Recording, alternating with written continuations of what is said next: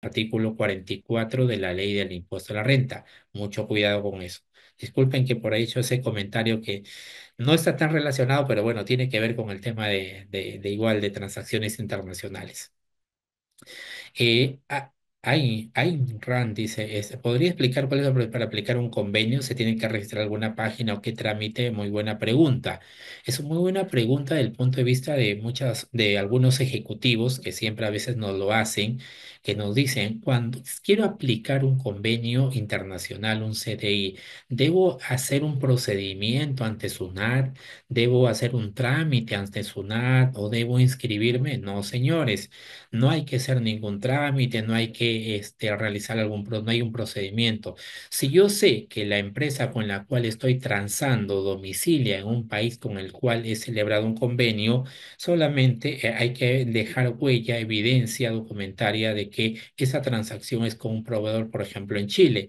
Y más aún, si vamos a aplicar alguna cláusula que tiene un beneficio propiamente de una tasa reducida, por ejemplo, el impuesto a la renta, es necesario solicitarle a esa empresa un certificado de reincidencia fiscal que ese proveedor debe tramitarlo en su fisco correspondiente. Si, por ejemplo, estoy solicitando un certificado de residencia a un proveedor que domicilia en Chile, tendré que solicitarle que me envíe su certificado de residencia. Ese proveedor chileno tendrá que tramitar ante el Servicio de Impuestos Internos de Chile justamente ese certificado que tiene que enviármelo para yo, empresa peruana, tal vez estoy haciendo uso de los beneficios del convenio para no efectuarle una retención. Supongamos que ese proveedor chileno me ha prestado un servicio, ¿ya? Pero muy aparte del certificado de residencia fiscal, no hay que realizar un trámite, no hay que inscribirse, ojo, ¿ya? Ahí es la pregunta del participante.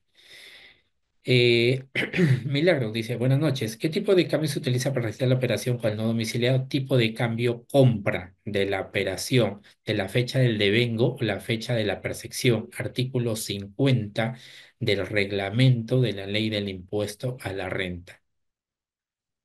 Susana, esa fue la pregunta de Milagros. Susana, las inversiones que una persona hace a través de plataforma virtual, Toro, muy buena pregunta. Estamos entrando al tema de rentas mobiliarias. Las ganancias son de fuente extranjera. Para el tema de renta de fuente extranjera, en principio, sí he escuchado el tema de la plataforma de Toro.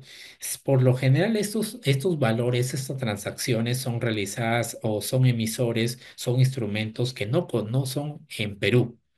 Desde esa perspectiva, a pesar que no existe una definición, podríamos decir que esa es una renta de fuente extranjera. El tema de renta de fuente extranjera, en el tema de algunas inversiones, hay que ver el instrumento, las negociaciones, el mercado de negociación para todos esos elementos verificar si estamos ante una renta de fuente extranjera. ¿Ya? A la pregunta de Susana. Creo que si no me equivoco, en marzo hicimos un evento justamente de rentas, de rentas por instrumentos financieros en bolsa de valores, ya sea local y extranjero. Ahí solamente les invito a que revisen nuestro canal de YouTube, está colgada la ponencia que hicimos sobre esos temas. Ahí a la pregunta que nos hicieron para mayor detalle que nos hizo Susana, ¿ya? Nuestro canal de YouTube. Giovanna dice, ¿es necesario pagar IGB? No me sea si no necesito IGB para utilizar el crédito fiscal. Giovanna, no es que sea voluntario, no es que sea potestad pagar el IGB si yo no utilizo un crédito fiscal. Te pongo el ejemplo. Si es una empresa, por ejemplo, que está constituida en región Amazonía, supongamos en la ciudad de Iquitos, supongamos, y es un servicio, por ejemplo, de un proveedor extranjero de Facebook, por ejemplo, publicidad en Facebook, por ejemplo. Ese servicio debe pagar IGB no domiciliado, porque es por el uso o consumo económico del servicio recibido. Tú me vas a decir, pero acá en la Amazonía, supongamos, en la Amazonía no pagamos IGB, pero ese es la exoneración del IGB es por la prestación del servicio, más no por la utilización del servicio. Son dos figuras diferentes. Entonces, no es potestad de la empresa peruana que si yo pago porque no estoy grabado con IGB, no, hay que analizar operación por operación. Entonces, si ese es un servicio que que es consumido económicamente en el Perú, debo pagar IGB no domiciliario, a pesar que mis operaciones de venta no estén grabadas con IGB. Entonces, ese IGB no domiciliado constituirá costo o gasto para efectos de la ley del impuesto, del impuesto que estamos analizando. ¿Ya? La pregunta Ivana. Milagros. Acerca del certificado de residencia, ¿se debe solicitar por cada ejercicio o es un documento único? El certificado de residencia debo solicitarlo por la operación por el cual estoy transando. Supongamos, tengo 5 operaciones en el año y son diferentes operaciones. Yo debo solicitar, entre comillas, en teoría, debo solicitarle las 5 oportunidades que yo contrato. Lógicamente, si son operaciones dentro del mismo mes, no me va a entregar 5 certificados, pues porque por lo general a veces ese certificado eh, dice residente fiscal hasta esta fecha y ya no te emite uno nuevo, pues por lo general. Pero lo que les sí recomiendo que el certificado de residencia al menos comprenda la fecha de pago, que es un poco difícil, ojo, pero al menos la fecha de emisión que lo comprenda. Sobre eso también hay una jurisprudencia de observancia obligatoria del Tribunal Fiscal, pero hay todo un detalle también ahí. Pero lo que sí le recomendaría es que por cada operación, si lo pueden tener, sería excelente. Y eso es lo que señala la norma. ¿Ya? Julio, uy, aquí hay una pregunta extensa. A ver, vamos, Julio. Profesor, buenas noches. Una consulta. Una persona que vive en Estados Unidos desde hace 2 años y tiene binación, o sea, es dos nacionalidades. El año pasado vendió una vivienda y la empresa compradora le hizo la retención de no domiciliado. La persona que está debe declarar como ingreso en Perú. Lo que pasa que, Julio, ahí debemos cerciorarnos si esa persona también es domiciliada para efectos tributarios en el Perú. Hay que recordar que puedo ser domiciliado en el Perú si tengo más de 180, resido, perdón, más de 183 días en el Perú. Puede ser que tal vez si ya vive en Estados Unidos hace 2 años, por lo general ya no sea residente en el Perú, residente fiscal, mejor me refiero. Entonces, sí, ahora, si es residente fiscal en Estados Unidos y la propiedad está acá en el Perú, la vivienda está en el Perú, ahí sí es renta de fuente peruana, sí es renta de fuente peruana y la persona que le está comprando tendría que efectuarle, o la empresa que le está comprando tendría que hacerle una retención del impuesto. Y ahí tiene que acreditar el costo, lo que se llama el procedimiento de recuperación de capital invertido. Cualquier duda, cualquier consulta, Julio, más detalle, por favor nos escribes. Frida dice, buenas noches, profesor. Una consulta. Si brindamos servicios de psicología a países extranjeros, ¿qué impuestos debo pagar? Entiendo que la consulta, Frida, va como empresa. O ahí me hacen la aclaración. Supongamos, va como empresa. Entonces, ese servicio que yo presto al extranjero, si yo presto al extranjero, Frida, entonces entiende que por lo general podría calificar como una exportación de servicios si no está grabado con el IGB. Bueno, con tasa cero. El tema de impuesto a la renta por ser empresa domiciliada en el Perú sí paga impuestos en el Perú y muy ya sí, es como empresa. Entonces, Frida, si yo presto al extranjero, muy posiblemente me pueden hacer una retención al país donde le estoy prestando el servicio. Entonces, allí muy posiblemente me haga una retención. Entonces, yo podría aplicar esa retención si califica como de fuente extranjera. ¿Ya? Eh, Perfecto, Julio. Sandra, la exportación de esta renta fuente extranjera. Lo que pasa que es exportación de servicios son diferentes reglas. Para calificar como exportación de servicios es el artículo 33 de la ley del IGB. Y para calificar si es renta de fuente extranjera, conforme a la ley del impuesto a la renta, hay que recordar que no existe una definición. Entonces habría que analizar esa operación para ver si es que califica a la vez también como renta de fuente extranjera. Hay que analizar el caso, Sandra. ¿Ya? Cualquier duda, por favor, nos escriben. Perfecto, avancemos. Ya, bueno, hemos respondido algunas preguntas, entonces volvamos acá. Entonces, los convenios. Los convenios para evitar la doble tributación. A ver, estos convenios, ya dicho, son 8 convenios bilaterales y un convenio multilateral. Esos convenios atribuyen potestad tributaria exclusiva o a ambos países en castellano para las personas que todavía no están familiarizadas con los convenios. ¿Qué quiere decir? Un convenio me puede decir que solamente se tribute en el país de residencia o que se tribute en el país de la fuente. Nuevamente, en castellano, por favor. Me dejo explicar. Supongamos, eh, una empresa chilena, para hacerlo más sencillo, tiene la casa matriz, está domiciliada en Chile. La empresa subsidiaria, no sucursal, subsidiaria está ubicada en Perú. La subsidiaria. La empresa, la matriz chilena, le presta dinero a la empresa peruana y la empresa peruana le va a pagar intereses. Aplicando normativa peruana, la tasa de retención, ¿cuánto sería? 30%. Perú, cuando le pague intereses, tendría que efectuar la retención de esos intereses el 30%. Pero en el convenio para evitar la doble tributación, artículo 11 señala que la tasa máxima es 15%. 15%. Y a eso es lo que se refiere con tributación compartida. ¿Qué quiere decir?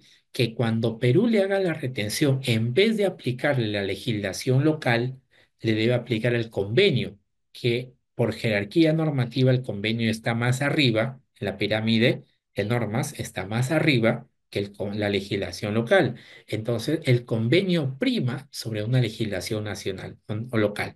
Entonces, el convenio me dice máximo 15. Entonces, en vez de aplicarle 30, yo tengo que aplicarle 15%. Es allí donde ese ejemplo, pequeño ejemplo, donde decimos tributación compartida. ¿Qué quiere decir? Esa renta por intereses va a tributar en Perú y también va a tributar en Chile, pero a una menor tasa, a una menor tasa. Puede ser que en otros casos, cuando yo me refiero a tributación exclusiva, que me quiera decir que solamente tributa en un solo país. Supongamos, la empresa peruana le presta un servicio digital a una empresa canadiense, supongamos. Con Canadá también tenemos convenio. Entonces, muy posiblemente si no hubiera convenio, en Canadá nos hicieran una retención, pero al aplicar las disposiciones de este convenio, el artículo 7 del convenio Perú-Canadá le da el derecho a que se grave esa renta solamente en el país donde domicilia la empresa proveedora, es decir, la empresa peruana. ¿Qué quiere decir? Que cuando Perú le facture a esa empresa canadiense en Canadá, ya no nos deben hacer la retención del impuesto, porque solo el convenio ha señalado que solamente se tribute en el país de residencia, que quiero decir en el país donde domicilia la empresa peruana. Por tanto, allí es un ejemplo de tributación, de potestad tributaria exclusiva, un solo país, ¿ya? Eh, Algunas operaciones están reguladas de forma expresa. Sí, hay un artículo, por ejemplo, que me habla del tratamiento tributario de los dividendos, otro artículo de los intereses, regalías, ganancias de capital, trabajo dependiente, trabajo independiente. Entonces, en los convenios justamente regulan, hay alguna regulación de forma individual, de forma unas cláusulas especiales. Pero, ¿y qué pasaría con aquellas operaciones donde no está regulado de forma expresa? Allí tendremos que remitirnos, dependiendo el análisis de cada operación, por si acaso, el análisis de cada operación, tenemos que remitirnos al artículo 7, por lo general, de los convenios. El artículo 7 me habla de beneficios empresariales.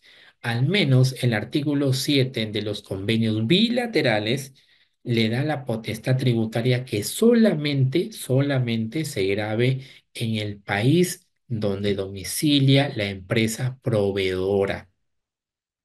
Muy distinto que puede ser al convenio de la CAM, que después lo voy a comentar. Entonces, allí me estoy refiriendo que en aquellos casos donde no exista una regulación especial, tendré que analizar el artículo 7, beneficios empresariales, o el artículo 23, otras rentas como criterio de exclusión. ¿Ya? Entonces hay que analizar el caso y para eso tenemos que analizar la operación. Y para analizar la operación necesito el invoice o la factura, necesitamos el contrato, necesitamos las proformas, las cotizaciones, el entregable. Todo ese legajo documentario tenemos que analizar para verificar efectivamente, primero, qué tipo de operación estamos analizando. Y para ver, una vez calificada como XYZ la operación, enmarcarlo en la legislación local y después en el convenio para evitar la doble tributación y cerciorarnos si efectivamente le aplica alguna cláusula del convenio, si es que estamos analizando con un país en el cual tenemos convenio, lógicamente. ¿Ya? Entonces, eso es muy importante tener en cuenta. Ojo, y a través del tema de aliviar el tema de o atenuar la doble imposición jurídica, tenemos dos métodos. Ya he dicho que hay formas de atenuar la doble imposición a través de los convenios bilaterales. Pero una vez ya que estamos analizando el convenio, ojo señores, el convenio, tenemos allí algunas métodos, ¿ya? Y justamente tenemos el método, el método del crédito y el método de exención. Primero el método del crédito, que está en la parte derecha. Por ejemplo, en el caso que yo les planteé de Chile, de los intereses, disculpen, en el caso que les planteé de Chile, Perú le iba a hacer una retención ya no de 30, sino de 15%. Entonces, esa retención de 15%, la pregunta es, ¿para la empresa chilena le sirve como crédito? La respuesta es posiblemente que sí, de acuerdo a lo que contemple su legislación. Si yo intercambio el ejemplo, y es que la empresa peruana le hubiera prestado a la empresa chilena, en Chile me hubieran hecho una retención, esa retención muy posiblemente sí lo podría aplicar como crédito en el Perú, sí lo podría aplicar como crédito. Entonces, allí, o sea, a pesar que exista una retención en el otro país, a pesar que hay convenio, hay casos donde sí me hacen retenciones, pero menores a las que me dice la legislación local. Esas retenciones que me hacen afuera, en aquellos países en los cuales he celebrado convenio, esas retenciones sí los puedo aplicar también como crédito en el Perú. Al aplicarlos como crédito, estamos hablando que de todas maneras estamos evitando o neutralizando la doble imposición jurídica. A eso se llama método del crédito, que estamos acá en la parte derecha. Y en la parte izquierda tenemos el método de exención o el método de exoneración. Y el ejemplo típico es justamente con los países de la Comunidad Andina de Naciones, con Ecuador, Colombia, Bolivia. Y en este caso, en el convenio de la CAM, por lo general allí no se tributa en dos países o en ambos países, me hago entender, en un solo país, en un solo país. ¿Qué quiere decir? Que si se graba en Perú, ya no se debe grabar en el otro país. Si se graba en Colombia y la transacción es con Perú, entonces se graba en Colombia y ya no se graba en Perú. A eso me refiero al método de exoneración. ¿Por qué? Porque el mismo artículo 3 de la decisión 578 me dice que si en un país se considera agravado y por el cual tributa, en el otro país lo considerará esa renta como exonerada.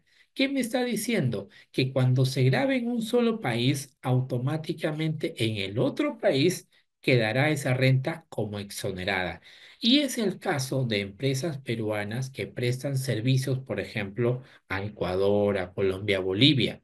Entonces, cuando estas empresas peruanas prestan servicio a esos países, muy posiblemente, de acuerdo a la legislación local de esos países, ese servicio le hagan una retención del impuesto. Esa retención del impuesto para la empresa peruana, la pregunta es, ¿puedo aplicarlo como crédito? La respuesta será no, en aplicación del artículo 3 de la decisión 578, solamente tributa, supongamos, he transado con Colombia, nuestros amigos hermanos de Colombia, con Colombia.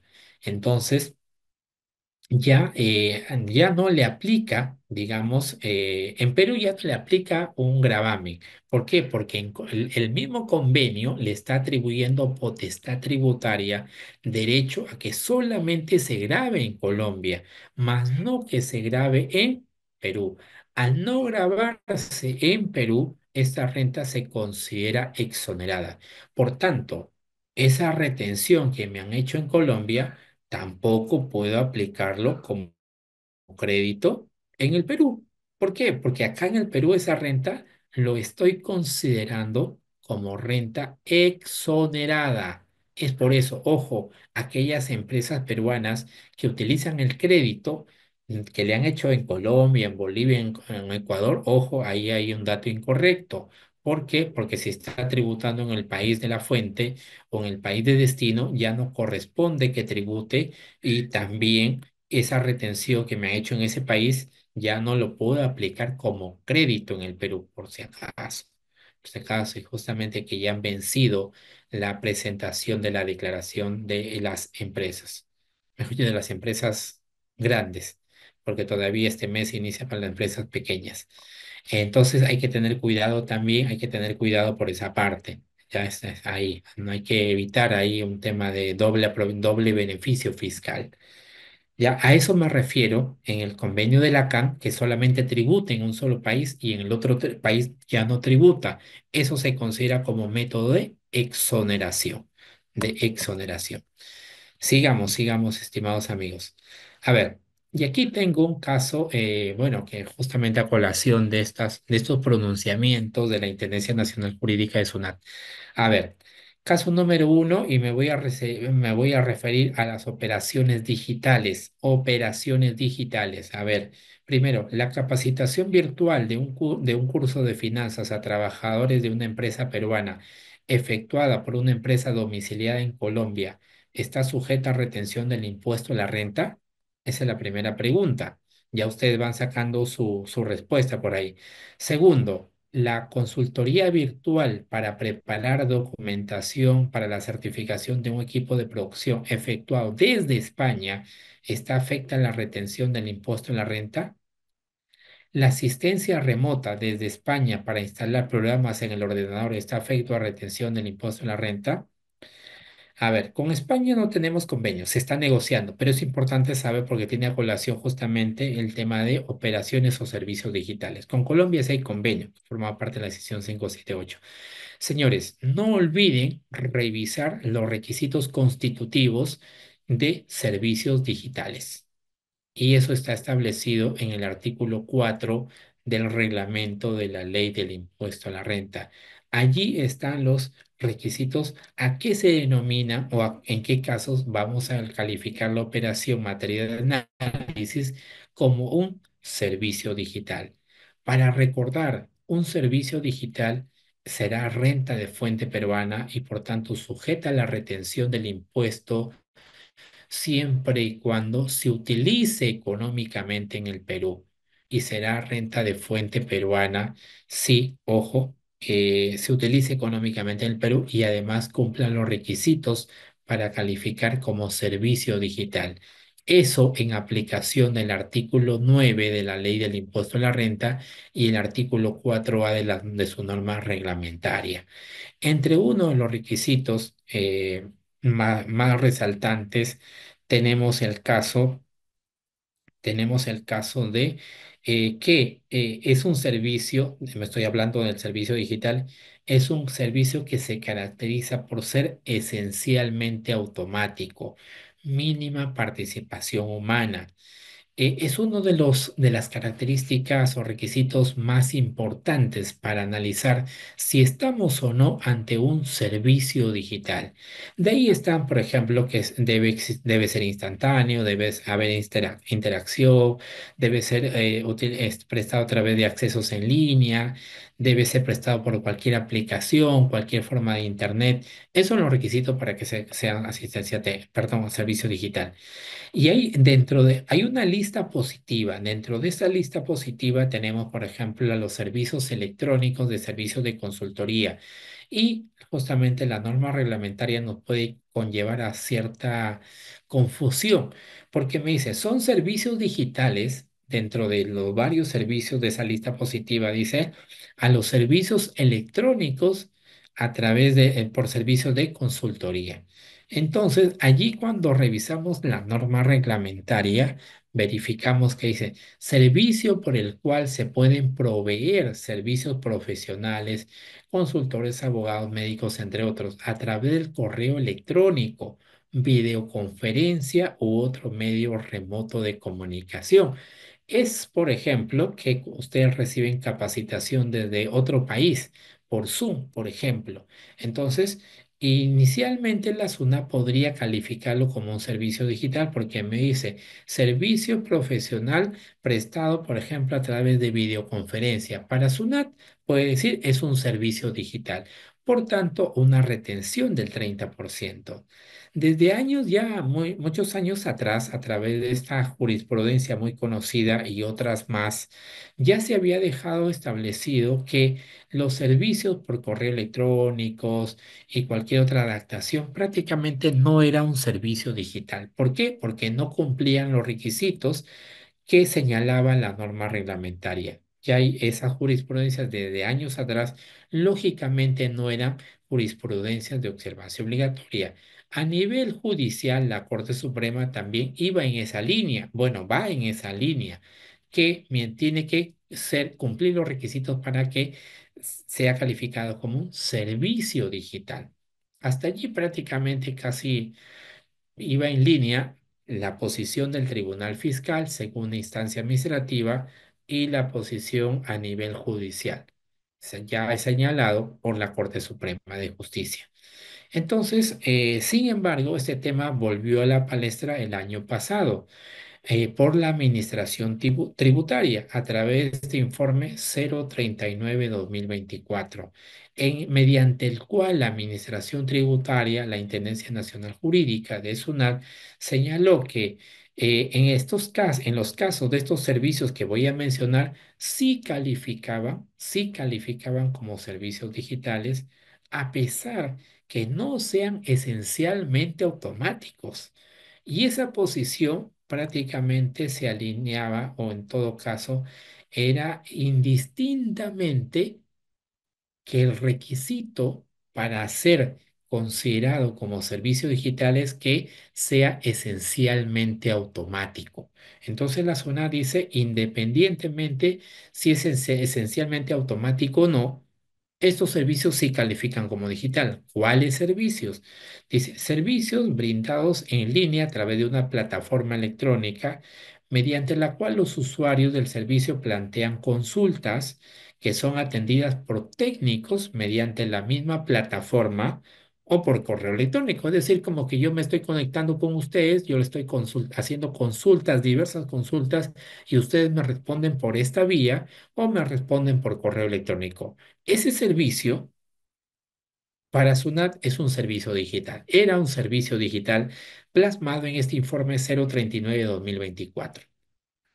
El segundo, los servicios de consultoría prestados por una persona a través de videoconferencia o por correo electrónico, en la medida que se utilicen o usen económicamente en el Perú. Casi similar a estos servicios. Para la administración tributaria, estos servicios calificaban como digitales y por tanto sujetos a retención del impuesto. Este informe trajo cola, recibió muchas críticas por parte de las personas que estamos en el medio, y bueno, era la posición de SUNAT. Nos guste o no, criticable o no, era la posición de la administración tributaria. Y bueno, hace algunos días, los fines, el último día del mes de abril de este año, se emitió, con fecha de emisión 29 de abril, si no me equivoco, el informe 046-2025. Y en este informe de SUNAT, la SUNAT cambia, o mejor dicho, nos preguntamos si realmente cambia su criterio. En este informe 046-2025 SUNAT, que ustedes ya habrán leído en diferentes grupos de WhatsApp, en las redes sociales, salió en los medios, también en gestión salió y en otros medios periodísticos salió. Dice, SUNAT cambia su criterio. SUNAT ya no grabará los servicios prestados por Internet y diversos titulares. Esto ya creo que es muy conocido. Y la SUNAT dice, no califican como servicios digitales justamente